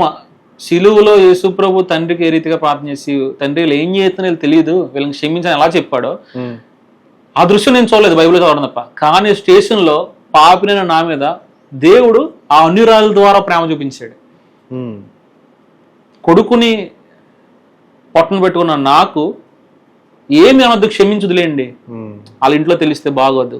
ఆడు కూడా ఒక తల్లికి కొడుకే, ఆమె కూడా నాకులా తల్లే. ఇప్పుడు నా కన్నీళ్లు ఇలా వచ్చాయని చెప్పి నేను కక్ష తీర్చుకుంటే ఆవిడ కన్నీళ్ళకి నేను కారణం అవుతాను, ఇలాగే మాట్లాడింది అన్న. ఇప్పుడు నేను ఏడవడానికి వీడి కారణము, రేపు ఆవిడ ఏడవడానికి నేను కారణం అవుతాను, వద్దు విడిచిపెట్టండి అని చెప్పి విడిచిపెట్టారు. అయితే వాళ్ళు దత్తత తీసుకున్న పాపనని చెప్పిన కదా, ఆ పాప వచ్చి అన్నయ్య చిన్న పాప అప్పటికి నాకు తెలిసి ఆ పాపకు ఒక 8 సంవత్సరాలు 9 సంవత్సరాలు ఉంటాయి. ఆ పాప వచ్చింది. ఆ పాప వచ్చి అన్నయ్య ఎందుకు ఇలా చేసావు ఉంది. నేను కావాలని చెల్లి అంటే అప్పుడు వాళ్ళ నాన్నగారు వాళ్ళ పెద్దవాళ్ళు వచ్చి ఆ పాప ఉండగానే నన్ను బూతులాడి కొట్టేసి ఆ పాపని తీసుకెళ్ళిపోయారు. అప్పుడు తీర్మానం తీసుకున్నాను, అన్న ప్రభా నన్ను తప్పించావు, ఇక్కడ నుండి నేను చేయనని చెప్పాను. 2017 జూన్ 2వ తారీఖుని ఇదంతా స్టేషన్లో జరిగింది. 1వ తారీఖు నైట్కి వచ్చాం మేము. ఇప్పుడు వరకు కూడా మీ తల్లిదండ్రులకి ఈ విషయం తెలియదండి? నా తల్లిదండ్రులకే కాదన్నా, చాలా మంది స్నేహితులు కూడా ఇప్పటికీ తెలియదు. ఈ వీడియో ద్వారా తెలుస్తుంది. ఇప్పుడు ఈ వీడియో చూస్తే సోషల్ మీడియాలో నా తల్లిదండ్రులే కాదు, నాతో ఉన్న కొంతమంది స్నేహితులకు కూడా రవిరాజకి ఇటువంటి రహస్య జీవితం ఉందా అని, ఈ విషయం కాదు చాలా విషయాలు కూడా వాళ్ళకి తెలుస్తాయి. నా యొక్క వ్యక్తిగత జీవితం సాధారణంగా ఎవరికి ఏదో తాగడానికి కలిసి ఉంది తప్ప రాత్రులు లేచి బయట తేయడం, ఎక్కడన్నా వ్యభిచారం జరుగుతుందేమో వాళ్ళ దగ్గరికి చూద్దాం అవకాశం ఉంటే చేద్దాం, ఆ టైప్లో ఉండేవానన్నా. నేను బైబిల్ పట్టుకునే చర్చికి వెళ్తూనే నాలో ఈ పాప స్వభావం రోజు రోజుకి అలా ఉండిపోయింది, పోలేదు, తగ్గలేదు, పెరుగుతూ పోయింది. ఇలా చనిపోయాడు, వచ్చాను బయటకి, ఇంటికి వచ్చాను. నేను తీసుకున్న తీర్మానం ఏంటన్నా, నేను తీసుకున్న తీర్మానం తప్పిస్తే నీతో ఉంటాను, కానీ మాట మీద నిలబడలేదు. మళ్ళీ 2 రోజులు తిరగకుండానే 4వ తారీఖున మళ్ళీ తాగడానికి మందుకి, మత్తుకి, గంజాయికి ఏది దొరికితే అది వెళ్ళిపోయి ఇదే పరిశుద్ధ గ్రంథాన్ని బైబిల్లో పెట్టుకుని చాలా వైన్ షాపుల్లో, చాలా వ్యభిచార గృహాలకి, చాలా గొడవలకి, మత్తు దొరికే ప్రదేశాలకి, శరీర కోరికలు తీర్చుకునే ప్రదేశాలకి తిరిగిన మూర్ఖుడు నేను. ఆ ముందు ఆ 3 నెలలు 4 నెలల ముందు జరిగిన ఆ క్షమాపణ, దేవుడు ప్రేమను కూడా మర్చిపోయాను నేను. నా జీవితంలో జరిగిన అతి ప్రాముఖ్యమైన ఆ సంఘటన కూడా నా కళ్ళ ముందు లేకుండా దుష్టుడు చేశాడు. ఒక రాత్రి అనుకోకుండా నేను చనిపోయినట్టు, నన్ను కొంతమంది నా చుట్టూ కూర్చొని ఏడుస్తున్నట్టు నాకు కళ వచ్చింది. ఉలుక్కుపడి లేచాను, నాకేం అర్థం కాలేదు. ఆ రోజు ఆ కళతో మొదలైంది నాలో భయం అన్న, చాలా దారుణమైన భయం. నాలో భయం మొదలైంది, పిరుకొని అయిపోయాను. ఎంత ధైర్యంగా ఉండేవాడిని నేను, దేనికైనా రెడీ అన్నట్టు, గొడవ అయినా దేనికైనా సరే ముందు ఉండడానికి సిద్ధపడిన నేను పిరుకోడుగా అయిపోయాను. నాలో పిరికితనం వచ్చి ఆఖరికి మా అమ్మగారు ఏమన్నా పెట్టినా కానీ, మమ్మీ ఏమన్నా తినడానికి పెట్టినా కూడా మా అమ్మకి నా పాత జీవితం తెలిసిపోయిందా, నేను చేసిన విషయాలు తెలిసిపోయా, నేను ఆ పోలీస్ కేసు విషయం తెలిసిపోయిందా, ఎవరైనా చెప్పేశారా, మా అమ్మ నన్ను ఏమైనా చంపేస్తుందా, ఏమైనా పెట్టేసిందా. బయట అంట్లు తోముకుంటాం కదన్నా ఊరల్లో, సాధారణంగా కాతీర చిన్న గ్రామం, ఇంటి బయట అంట్లు తోముకుని వేసి వెళ్ళే కన్న హోల్ ఉంటుంది మేన హోల్లోకి వెళ్ళడానికి. తాగేసి వచ్చి ఆ హోల్లో కక్కేసుకుని అక్కడ పడుకుని పోయేవాడిని. ఆ వాంతలోనే నీళ్ళు కూడా ఒకసారి కొట్టుకొని కాదు. చాలా దారుణమైన జీవితం. అలాంటి జీవితంలో భయం అనేది దేవుడు నాకు చూపించాడు. సాధారణంగా అంటే ఎవరిని తప్పని కాదు, నన్ను ఈ వ్యాధిలోంచి రక్షించాడు దేవుడు, అందుకనే యేసుప్రభుని నమ్ముకున్నాను. ఆ అమ్మాయికి పెళ్ళి అవ్వలేదని చెప్పి ప్రార్థన చేస్తే, పాస్టర్ గారు ప్రార్థన చేస్తే, ఈ చర్చికి వస్తే, ఈ కోటానికి వెళ్తే ప్రార్థన చేస్తే పెళ్ళి అయింది, అందుకే యేసుప్రభుని నమ్ముకున్నాను. మా అబ్బాయికి ఎప్పటి నుంచి ఉద్యోగం రావట్లేదు, ఉద్యోగం వచ్చిందని యేసుప్రభుని నమ్ముకున్నాను. లేదని ఎప్పటి నుంచో ఇలా విదేశాలు వెళ్ళాలనుకుంటున్నాను, విదేశాలు దేవుడు పంపించాడు, అప్పటి నుంచి యేసుప్రభుని నమ్ముకుంటున్నాను అని చెప్పి అలాంటివి చెప్తారు. కానీ నేను సాధారణంగా స్వస్థత వస్తేనో, మేలు జరిగితేనో, లేదంటే నాకేదో వివాహం అవుతేనో, ఉద్యోగం వస్తేనో ప్రభుని నమ్ముకోలేదు. అలా నన్ను ప్రభుని పిల్లలేదు. దేవుడు ఈ మూర్ఖుణ్ణి ఎవరికి తలవంచకుండా, నాకేంటి రెక్లెస్గా, ఒక బాధ్యతారహితంగా, విశ్వాసహీనుడిగా తిరుగుతున్న నాకు భయం అంటే ఏంటో చూపించి తీల్చాడు అన్న. అసలు చావు భయం ఎలా ఉంటుంది, చచ్చిపోతే ఎలా ఉంటుంది తెలుసా? చావు భయం ఎలా ఉంటుంది. సాధారణంగా శవానికి చచ్చిపోయినట్టుగా నాకు ఏం తెలుస్తుంది, అడిగి ఏం తెలియదు, ఆ బాడీకి ఏం తెలియదు. చుట్టూ ఏడిస్తారు, తీసిపోతారు, మనకు తెలుసు స్పృహలో ఉన్న వాళ్ళకి అది బాడీ అని. అంతవరకు ఆప్యాయంగా పిలిచిన మనుషులే శవం అంటారు. నాకు దాన్ని చూపించాడు దేవుడు. అసలు నా తల్లిదండ్రులే, నా తండ్రే చాలు ఇంకా బాడీని తీసేయండి అంటున్న మాటలు నేను విన్నాను.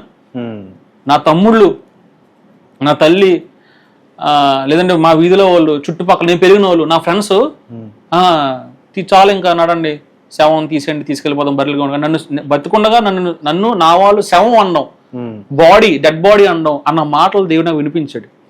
ఆ చావు భయం, ఆ తల్లి ఏడిచిందే కొడుకు పోయాడని ఆ చావు భయం, ఆ చావు బాధ దేవుడు నాకు చూపించాడు.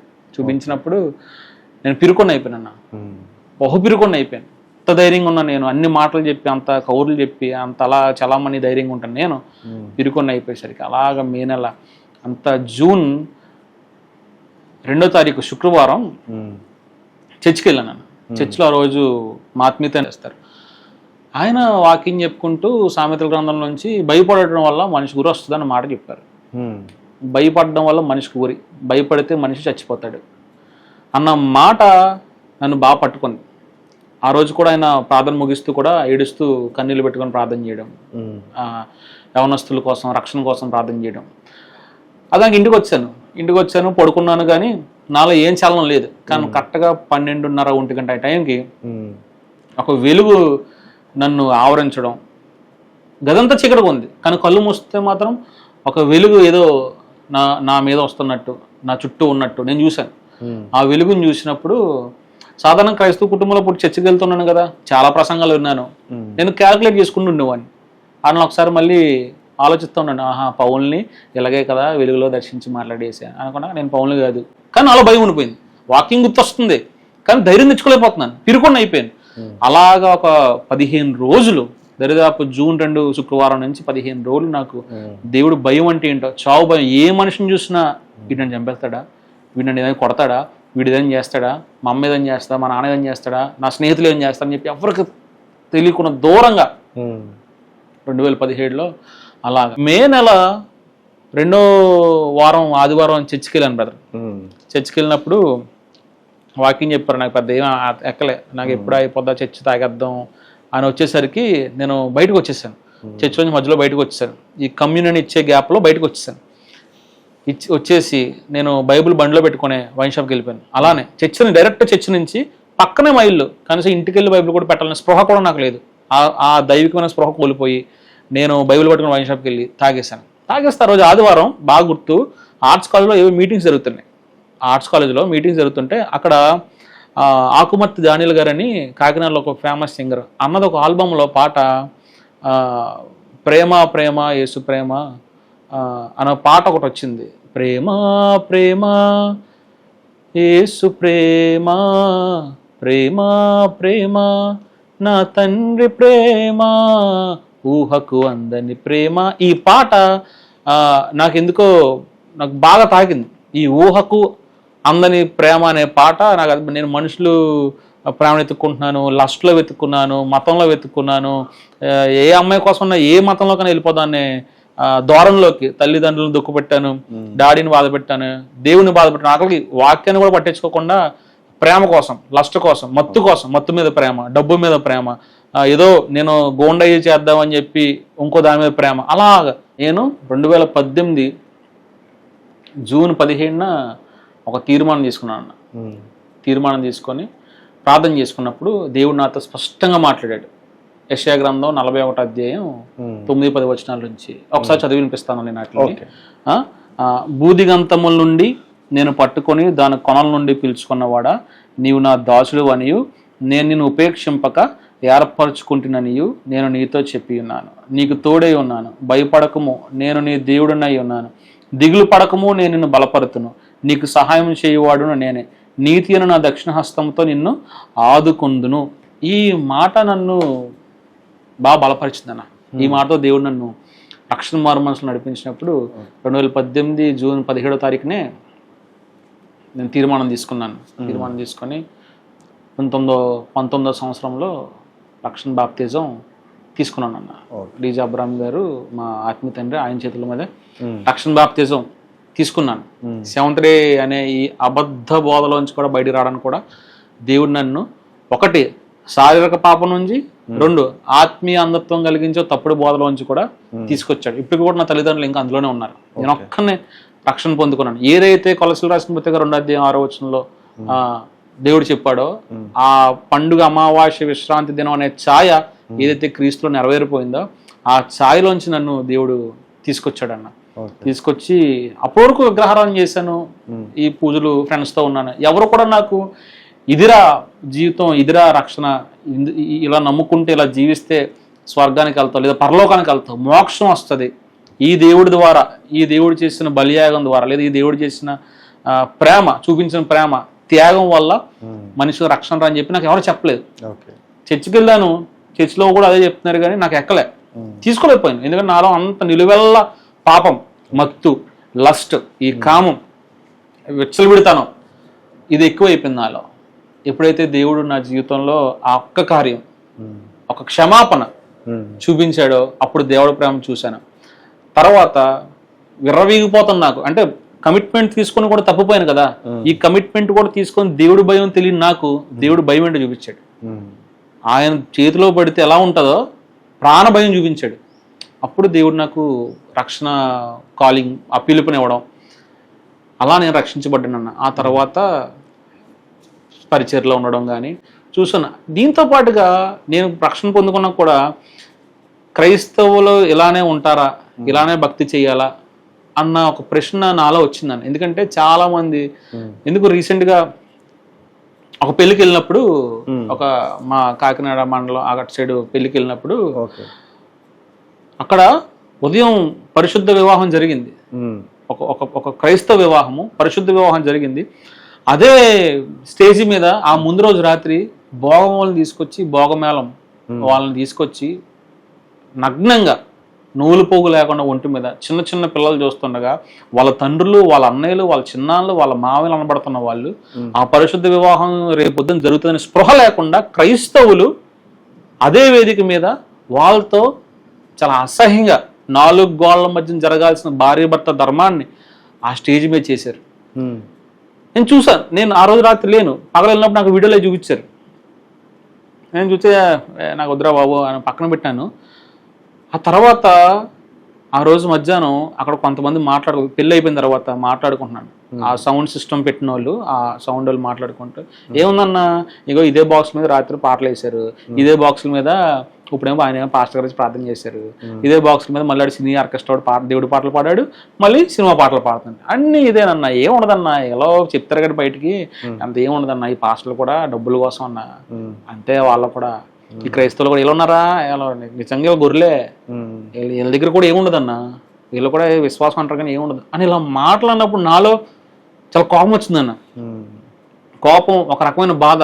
కొంతమంది హతసాక్షులు ఇందుకోసం కాదా చనిపోయింది, ఏ విశ్వాసం కోసం వాళ్ళు చనిపోయారో ఆ విశ్వాసాన్ని వీళ్ళు నిలదొక్కేస్తున్నారు, వాళ్ళు నిలబడలేకపోతున్నారు అందులో. ప్రస్తుతానికి నేను తీసుకున్న తీర్మానం ఏంటంటే అన్న, దేవుడి కోసం నిలబడాలి. ఏ యవనస్తులు కూడా పాపంలో పడద్దు, లస్ట్లో కానీ రహస్య జీవితం జీవించొద్దు. ఇప్పుడు నాలో నేను చేసిన చాలా విషయాలు నాతో ఉన్న క్లోజ్ ఫ్రెండ్ కూడా తెలియదు. ఇప్పుడు ఈ వీడియో చూస్తే తెలుస్తుంది. నా తల్లిదండ్రులకు కూడా కొన్ని విషయాలు తెలియవు. నా తమ్ముడు చెడిపోవడానికి కూడా పరోక్షంగా ఒక రకంగా నా జీవితమే ఎందుకో కారణం అని నాకు అప్పుడప్పుడు గిల్ట్ ఉంటుంటుంది. కానీ దేవుడు నన్ను రక్షించుకున్నాడు, నేను రక్షణలోకి వచ్చాను, యేసుప్రభు నిజదేవుడు చేసిన పూజలు కానీ చేసిన సహాయం కానీ ఇవేమి కూడా రక్షణ ఇవ్వు. ఇది కేవలం మనిషి యొక్క బాధ్యత.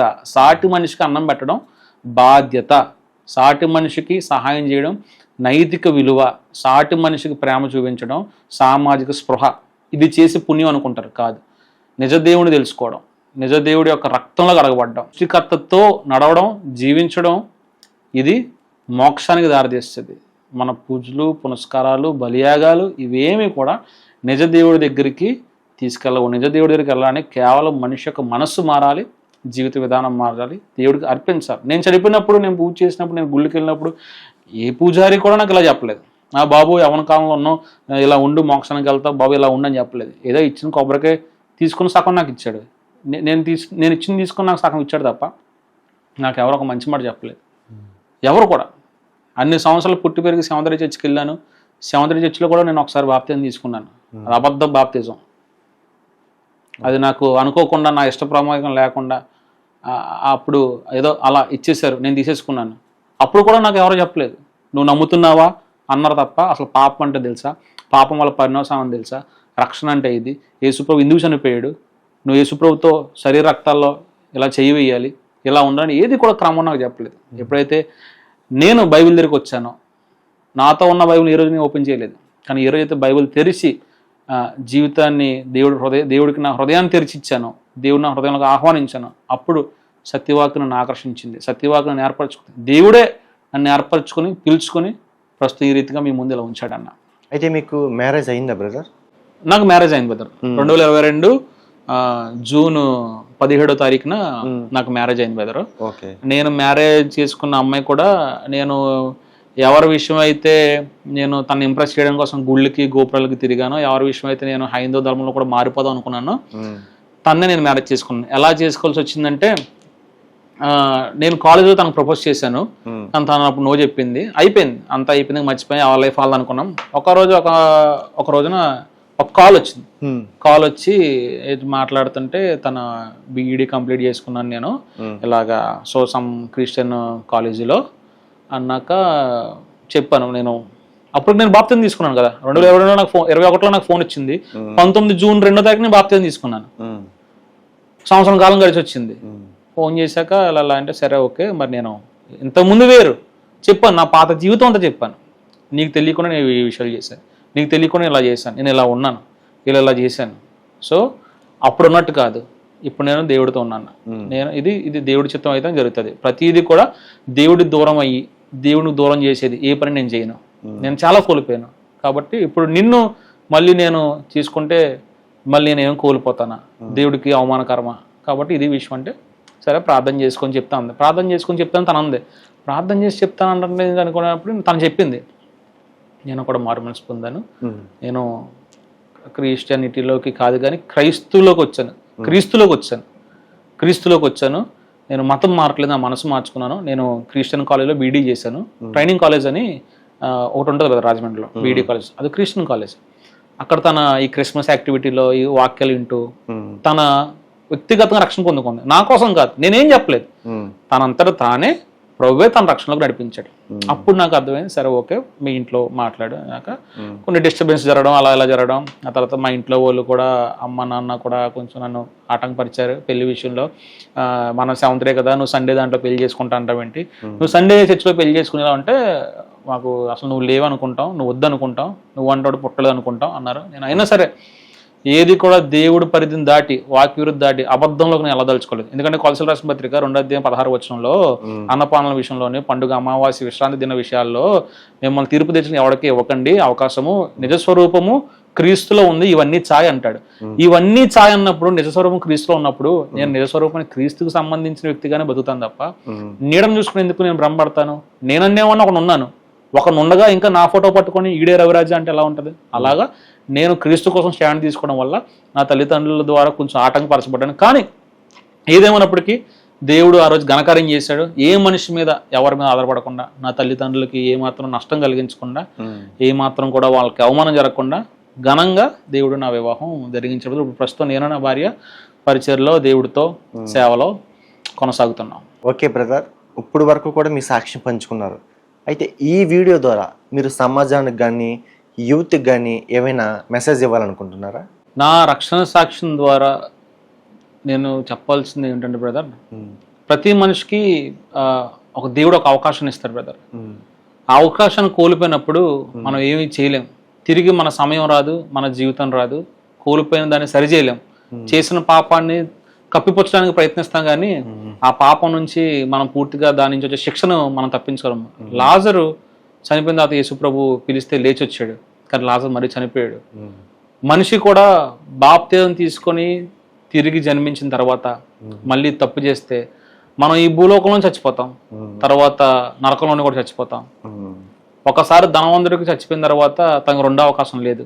ఒకసారి పాపం చేసి భూమిని ఈ శరీరాన్ని విడిచిపెట్టిన తర్వాత మళ్ళీ మనకు రెండో అవకాశం రాదు, తిరిగి మనం వెనక్కి రాలేం. అయితే యవనస్తులు నేను చెప్పే విషయం ఏంటంటే, యవన కాలంలో దేవుడి కాడి మోయడం నరుడికి మేలు. అయితే ఆదికాండం 8వ అధ్యాయంలో 22-21 వచనంలో చెప్తాడు, నరుని హృదయం తన బాల్యం నుండి చెడిపోయిందని. మనుషులు చెడిపోయిన వాళ్ళు, మనుషుల హృదయాలు ఆలోచనలు ఎప్పుడు చెడ్డగానే ఉంటాయి. బైబిల్ దేవుడు చెప్తున్నాడు, యేసు ప్రభు చెప్తున్నాడు, నిజమైన దేవుడు చెప్తున్నాడు. అయితే మనల్ని మార్చగలేవాడు, మనకి మారు మనసు ఇచ్చేవాడు, యవన కాలంలో దేవుడి వైపు తిరిగేలా చేసేవాడు యేసు ప్రభు ఒక్కడే. ఒక్కసారి పాపాన్ని ఒప్పుకుంటున్నాం, ప్రభువా నువ్వు మాకు సహాయం చేయి, నువ్వు మాతో ఉండు అని దేవుడికి ప్రార్థన చేసినప్పుడు, లేదా మాకు రక్షణ ఇవ్వని వరం అడిగినప్పుడు, ఆ రక్షణ అనేది దేవుడి వరం. ఆ వరాన్ని దేవుడు మనకు దయచేస్తాడు. ఎవరైతే మారు మనసు పొంది రక్షించబడతారో వాళ్ళందరూ కూడా నిత్యరాజ్యంలో పరలోకంలో ఉంటారు. యవన కాలంలో నా వల్ల కూడా కాలేదు పాపను విడిచిపెట్టడం, కానీ దేవుడే వాటిని జయించే శక్తిని ఇస్తాడు. ఒక్కసారి దేవుని ప్రణాళిక మన మీద ఉందంటే, ఒక్కసారి దేవుని పిలుపును మనం సంపాదించుకున్నామంటే, ఎన్ని అవరోధాలు వచ్చినా దేవుడే మాటలను వాటిని ఎదిరించేలా శక్తిని మనకి ఇస్తాడు. అయితే నాలాంటి జీవితం మీరు ఎవరో జీవించకూడదు, వేరే ఎవరో జీవించకూడదు అన్న. ఎందుకంటే కన్న తల్లిదండ్రులే చావును కోరుకున్నారు, కన్న తల్లిదండ్రులే వద్దనుకున్నారు.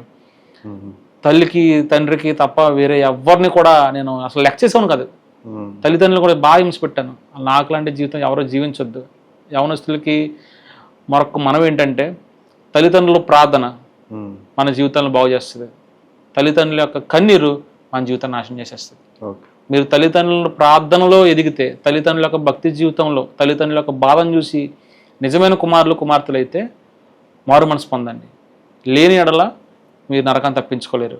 యవనేచ్ఛల నుండి పారిపోకపోతే మనం కొంతమందికి మాదిరిగా ఉండలేం. యవనేచ్ఛలను జయించకపోతే మనం నరకాన్ని జయించలేం. కాబట్టి యవనేచ్ఛలు జయిస్తే నరకాన్ని జయించి నిత్యరాజ్యంలోకి వెళ్తాం. యవనేచ్ఛల నుండి పారిపోతే నరకం నుండి పారిపోయి పరలోక రాజ్యంలో ఉంటాం. కాబట్టి ఏ దారిలో ఉండాలి అనుకునేది మీ ఇష్టం, యవనస్తుల ఇష్టం, ఈ వీడియో చూసే వాళ్ళ ఇష్టం. కానీ నా జీవితంలో దేవుడు చెడిపోయిన నా బ్రతుకుని కేవలం యేసు ప్రభు తప్ప, నేను చేసిన తిరిగిన గుళ్ళు కానీ, నేను వెళ్ళిన ప్రదేశాలు కానీ ఏ వ్యక్తి కూడా నాకు చెప్పలేదు, నన్ను మార్చలేకపోయారు. కేవలం క్రీస్తు తర్వాత ఈ పరిశుద్ధ గ్రంథం ఒకటే నన్ను మార్చింది.